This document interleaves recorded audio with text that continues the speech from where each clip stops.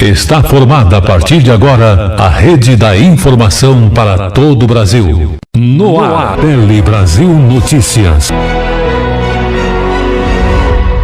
Estamos iniciando o Tele Brasil Notícias dessa semana, sempre agradecendo a sua audiência e lembrando que você acompanha mais informações através do Facebook, Jornal Tele Brasil Notícias ou mesmo através do YouTube.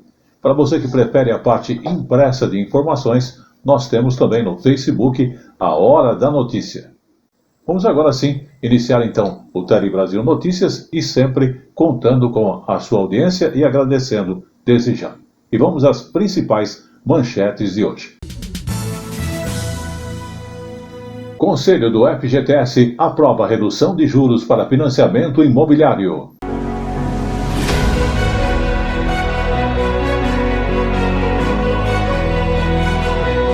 Celebrado o Dia de Insuficiência Cardíaca.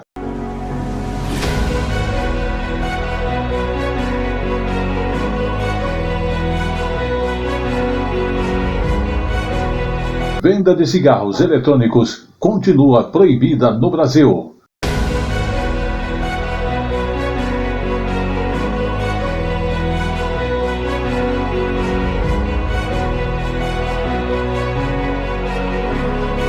Setor de pequenos negócios é um dos grandes motores da economia brasileira.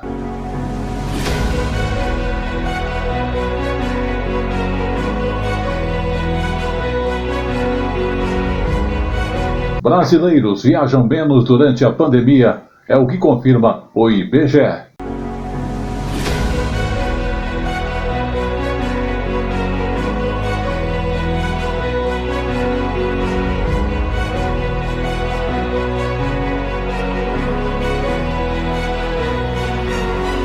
Tudo isso e muito mais informações para você no Tele Brasil Notícias.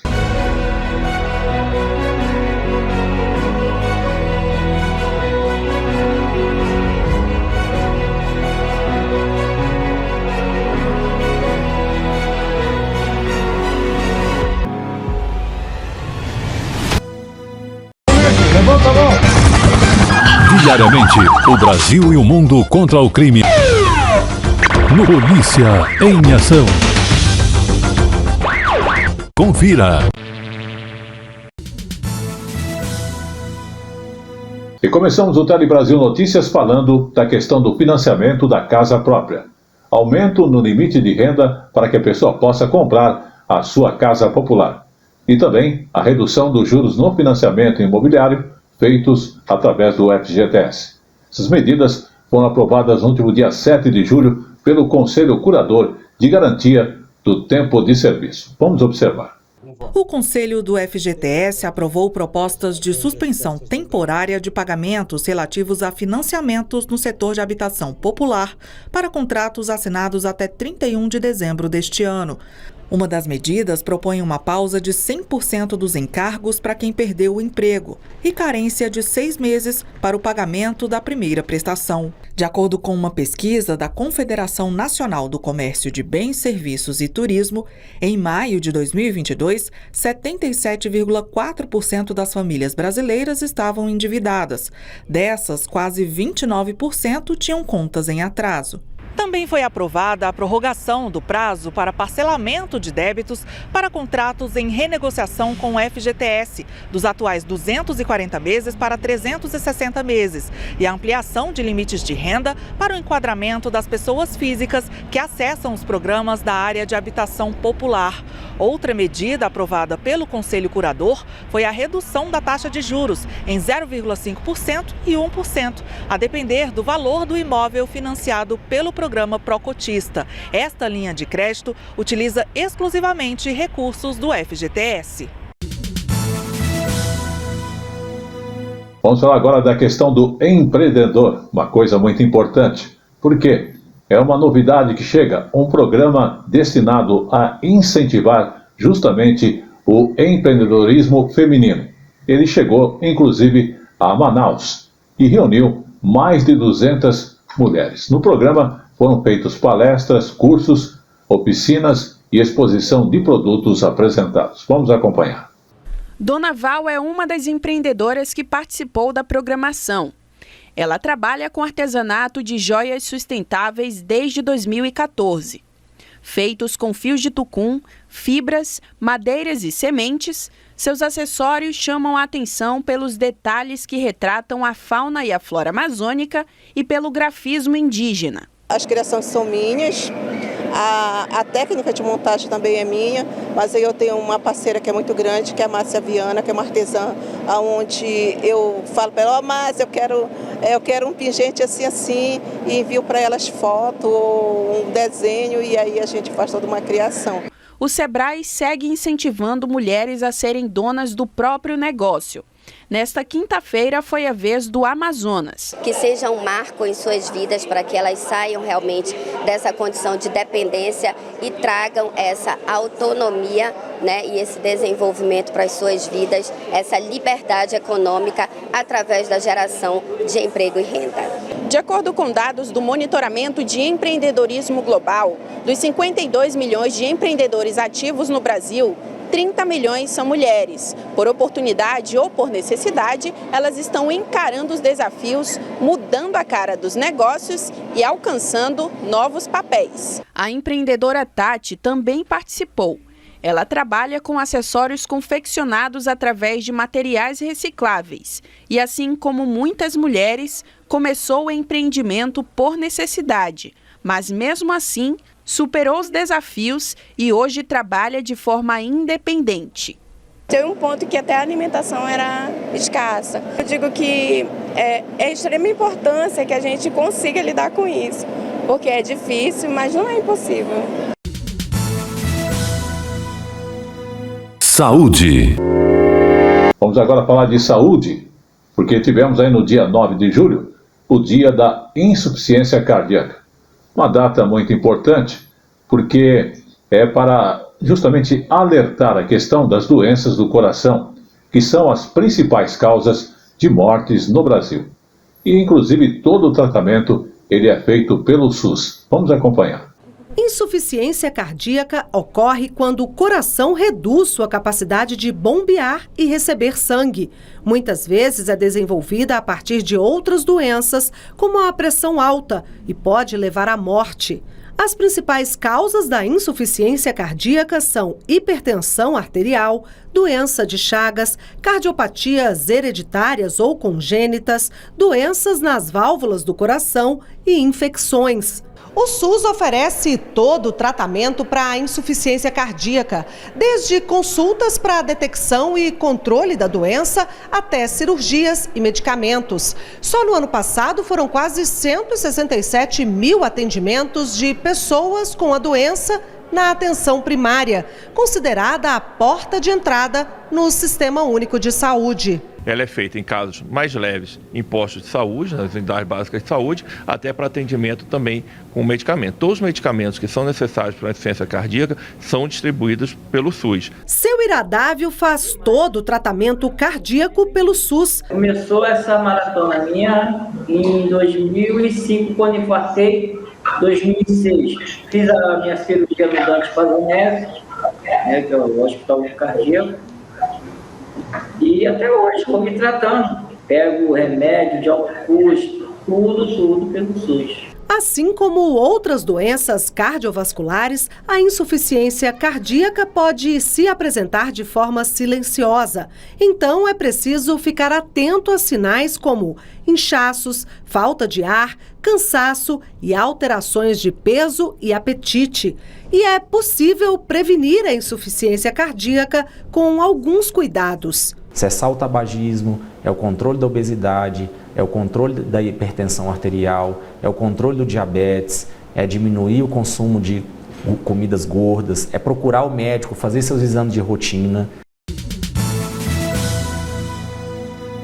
O Palhão Artesanatos, em novo endereço, oferece 3 andares com matérias-primas e produtos em artesanatos nacionais e importados, especialmente para você, oferecendo telas para pergolados e mais de 5.000 itens diferentes. O Palhão Artesanatos, em novo endereço na Rua Oiapoque, número 101, no Brás. São 57 anos de tradição, atendendo a todo o Brasil. WhatsApp 11 95265 8256.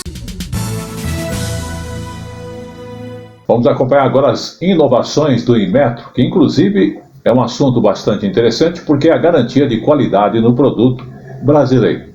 E inclusive desde o começo do mês agora de julho, todas as geladeiras que são comercializadas, elas devem apresentar uma nova etiqueta de conservação de energia elétrica do Inmetro, que vem inclusive com um código QR.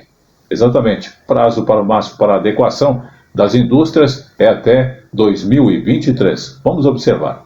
Esta etiqueta já é conhecida. Nela, o Inmetro aponta se a geladeira consome muita energia. Mas agora, além desse item, as novas etiquetas de todas as geladeiras nacionais ou importadas que chegarem às lojas têm que ter esse QR Code. Com o código, o consumidor pode conferir o status do registro do produto. Por meio do QR Code, os consumidores conseguem identificar o registro daquela geladeira no Inmetro e avaliar se ele está ativo, inativo, suspenso ou cancelado. Essa informação é de grande utilidade para os fiscais do Inmetro e dos órgãos delegados, que são responsáveis por avaliar produtos irregulares no mercado. De acordo com o Inmetro, o QR Code vai se tornar uma ferramenta importante para o consumidor na hora da compra. Além de saber sobre eficiência energética, ele terá uma série de informações que podem ajudá-lo na decisão de levar ou não o produto para casa. O Inmetro pretende ainda expandir e criar uma plataforma para que o cidadão possa ter acesso a vídeos com dicas de consumo. Sempre levando em consideração o quesito eficiência energética para decidir qual eletrodoméstico comprar. Os produtos com etiqueta antiga podem ser comercializados até 30 de junho do ano que vem. Os aparelhos de ar-condicionado serão os próximos a contarem com o novo código.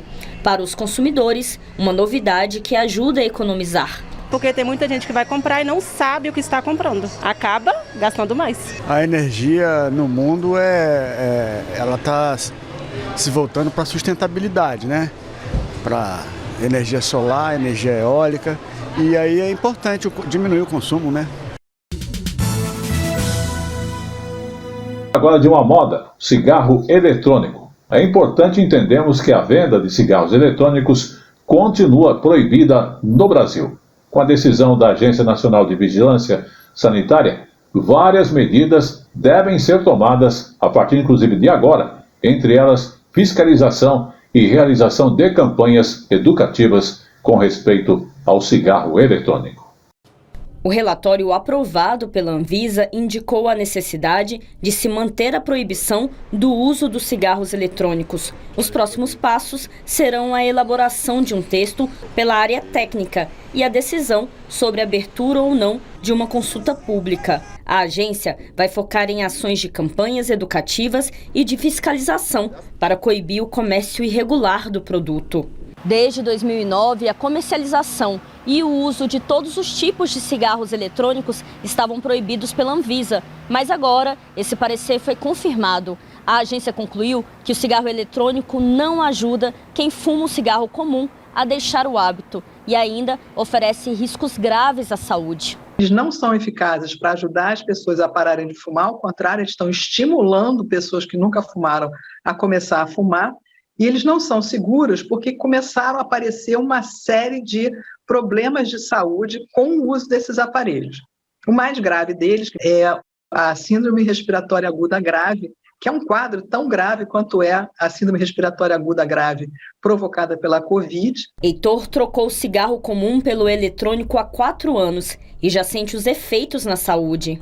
As dores de garganta demoram mais a cicatrizarem. Então, eu já tenho diminuído bastante o ritmo e o uso diário.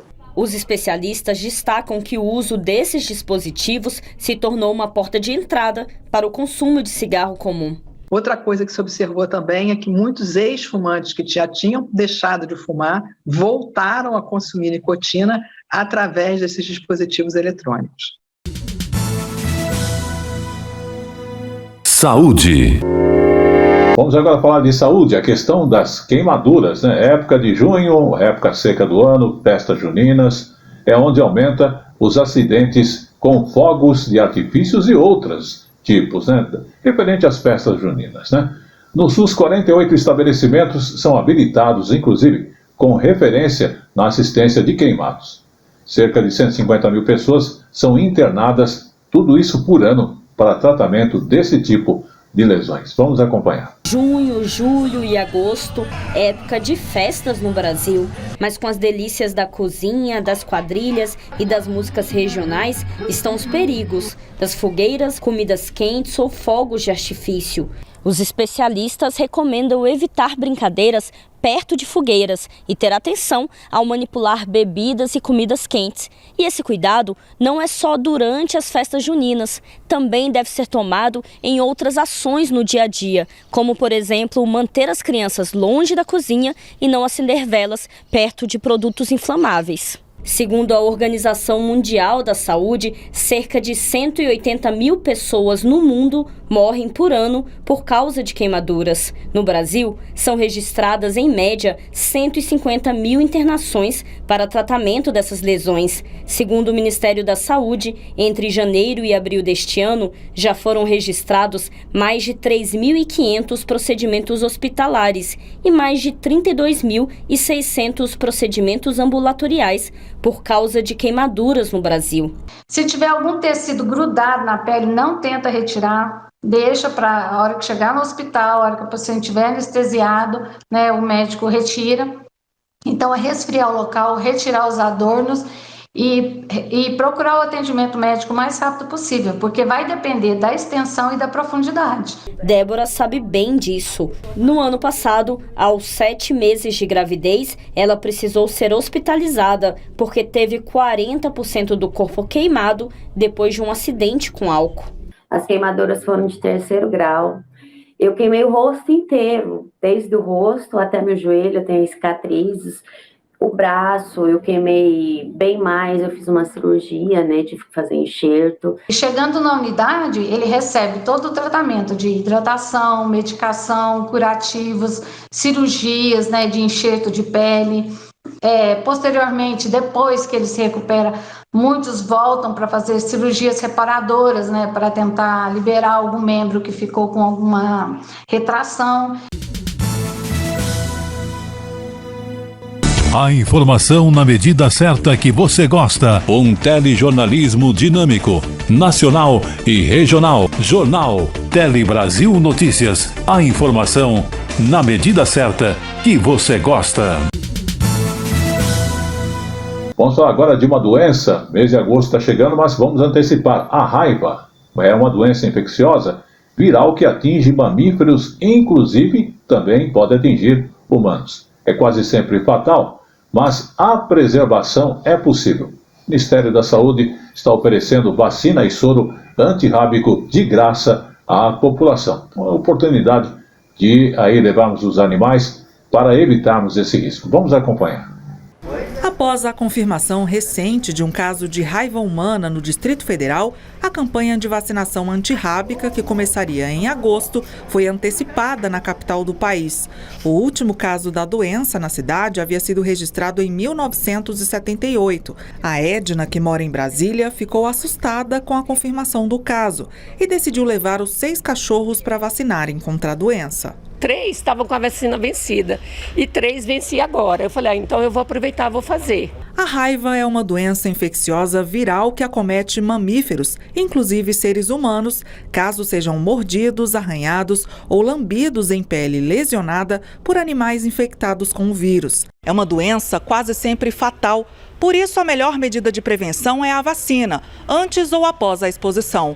Os animais domésticos devem ser vacinados a partir dos 3 meses de idade e a imunização deve ser reforçada todo ano.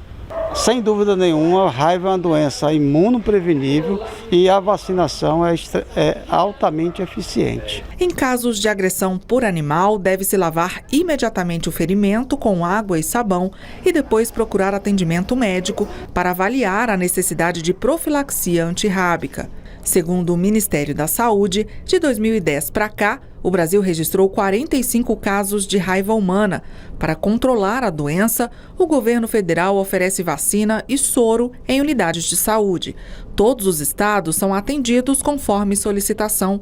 Este ano já foram distribuídos em todo o país cerca de 55.800 doses de soro antirrábico humano e 23 mil doses de vacinas. É necessário, que a população ela tenha o conhecimento e a conscientização também da responsabilidade, de manter a atualização vacinal de cães e gatos anualmente, conforme é proposto pelo calendário e pelo programa. Vamos agora falar dos pequenos negócios, porque um atlas que inclusive foi lançado aí pelo Sebrae, ele está mostrando que o setor de pequenos negócios é um dos grandes motores da nossa economia hoje em dia. Exatamente, por ano, o segmento chega a gerar uma renda de 420 bilhões de reais. Vamos acompanhar. O levantamento do Sebrae mostra que 1 em cada 5 brasileiros ocupados é empreendedor. Os pequenos negócios estão entre os principais motores da economia e geram pelo menos 420 bilhões de reais de renda por ano. O Atlas dos Pequenos Negócios revela ainda que, neste ano, a renda familiar média dos microempreendedores individuais é de R$ 4.180. A maioria deles, 78%, tem no empreendimento a principal fonte de renda. Entre os micro e pequenos empresários, a renda média familiar chega a R$ 10.871 e 71% não possuem outra fonte de renda. No ano passado, o número de microempreendedores individuais, microempresários e empresários de pequeno porte somava 18 milhões de pessoas. Na última década, o número de microempreendedores individuais cresceu de forma acelerada, registrando um aumento de 323%, com mulheres assumindo o papel de destaque. Nos estados do Rio de Janeiro, Sergipe e no Distrito Federal, elas chegam a 38% entre donos de negócios. Hoje, pós-pandemia, a gente foi se adaptando, transformamos em MEI e trabalhamos com eventos menores, mais intimistas, mais personalizados, eventos que têm mais a cara do cliente. E chegou agora no Tele Brasil Notícias, o nosso Momento Jurídico. Uma decisão do Superior Tribunal de Justiça mudou as regras para rescisão unilateral de planos de saúde coletivos. As operadoras, inclusive, agora passam a ter que custear os tratamentos de pacientes graves, mesmo após o cancelamento do contrato. Vamos acompanhar. De acordo com o entendimento do STJ, as operadoras ainda podem cancelar os planos de saúde coletivos de forma unilateral. O que muda com a decisão é que o plano vai ter que seguir arcando com os custos dos usuários internados ou em tratamento de doenças graves. Isso até alta médica, desde que o beneficiário esteja em dia com as mensalidades. Antes, essa assistência não era obrigatória. O que estava por trás dessa tese, desse entendimento que o STJ fixou? Muitos consumidores acabam levando à justiça reclamações em relação ao cancelamento dos seus planos de saúde durante um pleno tratamento em curso.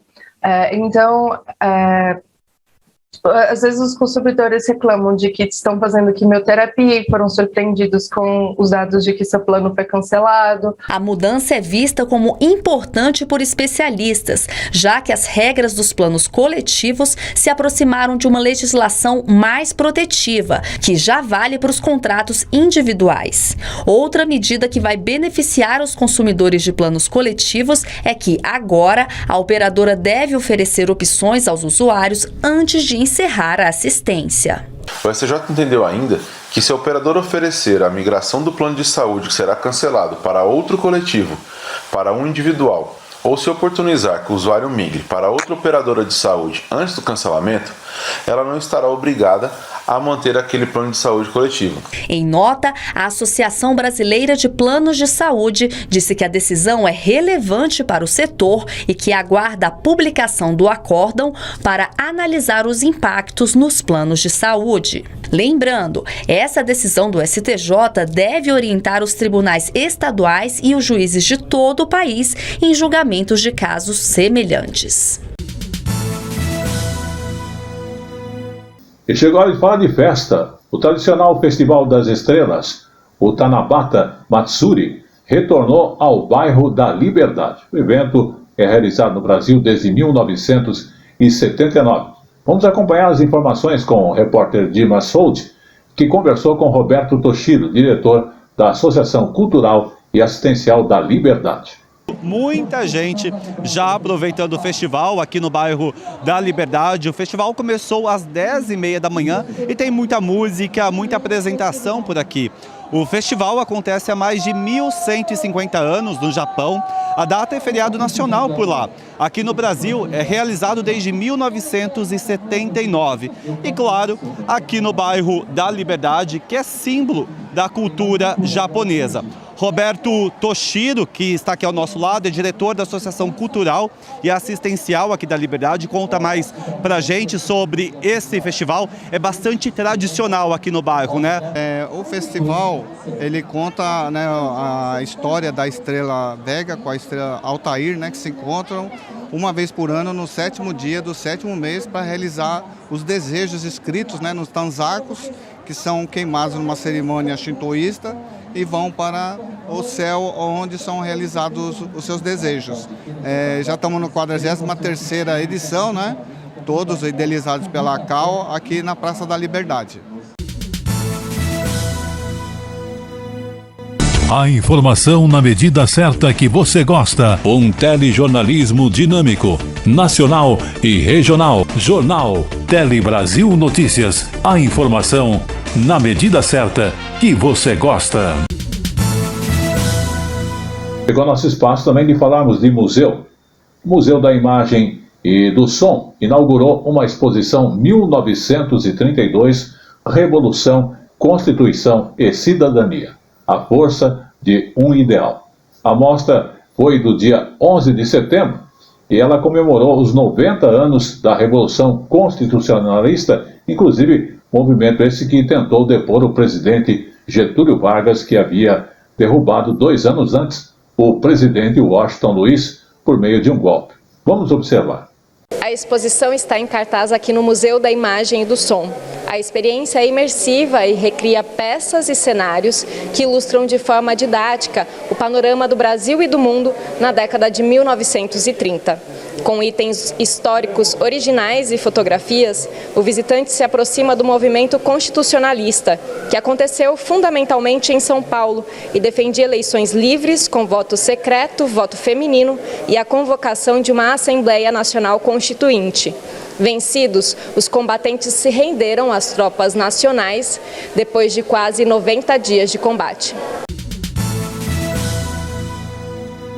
Vamos falar agora do Exército Brasileiro, que convidou profissionais da imprensa e também influenciadores digitais para conhecer a instituição e também saber como é, por exemplo, o trabalho de segurança presidencial e também do grupo que executa a garantia da lei e ordem. Vamos observar. Devidamente equipados, como se fossem para uma missão, os visitantes embarcaram no ônibus para fazer uma viagem pelos 300 anos do Exército Brasileiro. A primeira parada foi no batalhão da Guarda Presidencial, onde voltaram no tempo e conheceram as bandeiras do Brasil, desde o Império até o atual símbolo nacional. O grande objetivo do programa é trazer a sociedade para dentro das unidades militares, para que se conheça o nosso material, se conheça a nossa rotina, né? O que realmente se faz dentro das organizações militares do Exército Brasileiro. Os visitantes assistiram ainda uma performance da Guarda Presidencial, responsável pela segurança e pelo cerimonial do presidente da República e uma apresentação da Banda Marcial do Exército. Além disso, a Força Nacional simulou uma atuação em casos considerados como distúrbios. O grupo é responsável, entre outras coisas, pela garantia da lei e da ordem em situações em que há esgotamento das forças tradicionais de segurança pública. Achei super interessante de ter mais participar, né, dos bastidores aqui dos militares. É uma instituição tão importante no nosso país. O Exército Brasileiro pertence à sociedade. E como eu falo sempre, tudo que é bom dura pouco, e o Tele Brasil Notícias de hoje está chegando aqui ao seu final. Mas antes, vamos falar dos brasileiros que estão viajando menos, né? Viajaram menos pelo menos no ano de 2020 e 2021. E isso é uma pesquisa que inclusive o IBGE realizou.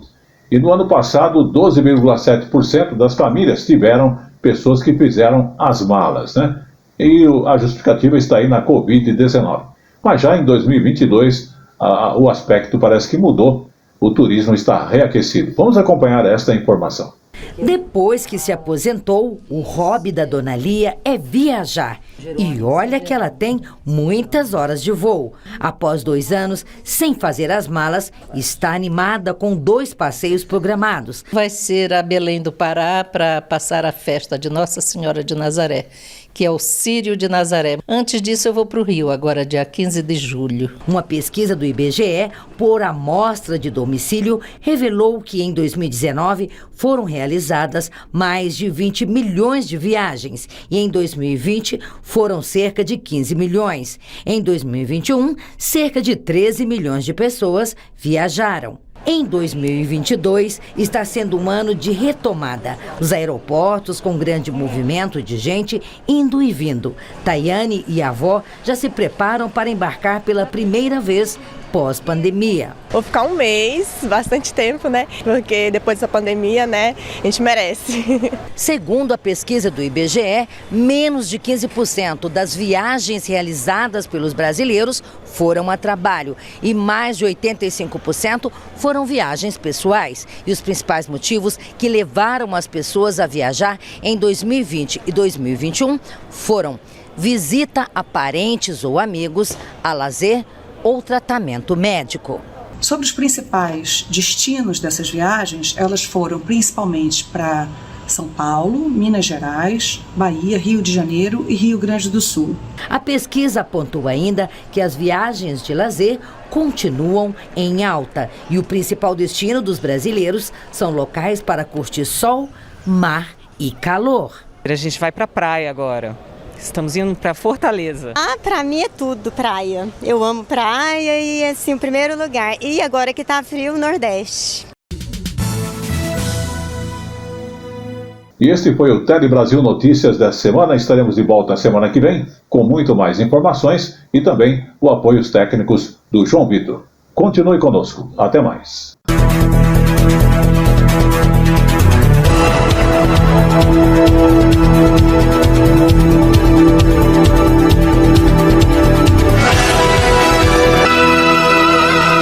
Tele Brasil Notícias.